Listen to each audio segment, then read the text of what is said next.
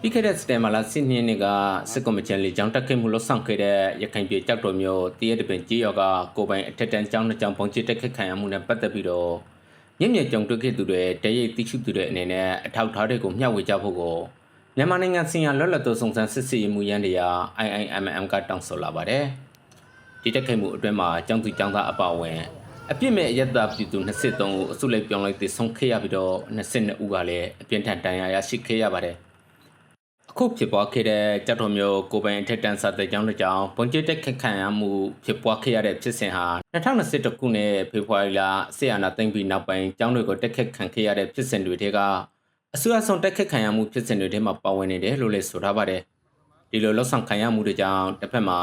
ရခိုင်ပြည်တွင်းမှာရှိနေကြတဲ့အရသားလူမျိုးစုအလုံးဟာတက်ခိတ်မှုတပ်ဖြတ်မှုအတင်းကျပ်နေရကနေရွှေ့ပြောင်းခံရမှုတွေနဲ့ငတ်မြောက်ခေါင်းပါမှုတွေကိုခံစားနေကြရတဲ့ဒုက္ခတွေကိုပုံမဆိုးရွားလာစေတယ်လို့လည်း IIMM ကဆိုထားပါတယ်။ဒီလိုစစ်ကော်မရှင်အနေနဲ့အရသားကိုမခွေးချပဲလေကြောင်းတက်ခိတ်မှုလက်ဆောင်တာဟာဆေးရဇဝတ်မှုဒါမှမဟုတ်လူသားမျိုးနွယ်ပေါ်ကျူးလွန်တဲ့ရာဇဝတ်မှုမြောက်ပြီးတော့ကလေးတွေကိုတက်ခိတ်တာဟာလည်းအလွန်ထက်လျက်ဆစ်ဆုပ်ဖွယ်ရာကောင်းတယ်လို့လည်းဆိုထားပါတယ်။အဲဒါကြောင့်မြန်မာနိုင်ငံဆိုင်ရာလွတ်လပ်သောစုံစမ်းစစ်ဆေးမှုရန်တရား IIMM အနေနဲ့ကလေးတွေကိုထိခိုက်ကျူးလွန်တဲ့အမှုတွေကိုဦးစားပေးစုံစမ်းတာတွေကိုလှုပ်ဆောင်နေတယ်လို့လည်းဆိုထားပါတယ်။အဲဒါကြောင့်ဒဏ်ရာရရှိမှုတွေပျက်စီးမှုတွေလျှက်နဲ့လက်နက်ခရမ်းတွေရဲ့တပ်ပုံတွေဒါမှမဟုတ်ဗီဒီယိုတွေထိခိုက်သူတွေရဲ့အချက်လက်တွေလေကြောင်းတက်ခတ်ရမှာအသုံးပြုခဲ့တဲ့လျှက်နဲ့လက်နက်အမျိုးအစားတွေရဲ့အချက်လက်တွေပဝင်သူလျှက်မှုတွေနဲ့ပြည့်တဲ့အမိတ်ချက်လက်တွေကိုလက်ဝယ်ရရှိထားခဲ့ရန် IIMM ရန်ရရဲ့စင်ကနေနံပါတ်4196691123ကိုဆက်သွယ်ပေးကြဖို့ကိုတောင်းဆိုတယ်လို့လည်းဆိုထားပါတယ်။အဲ့ဒီလိုပေးပို့တဲ့အခါမှာလည်း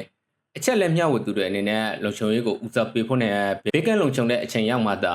ဆက်သွယ်ပေးဖို့ကိုလည်း IIMM ကတောင်းဆိုထားပါတယ်။မြန်မာနိုင်ငံဆိုင်ရာလွတ်လပ်သောစုံစမ်းစစ်ဆေးမှုရန်တရား IIMM ကို2011ခုနှစ်နောက်ပိုင်းမှာ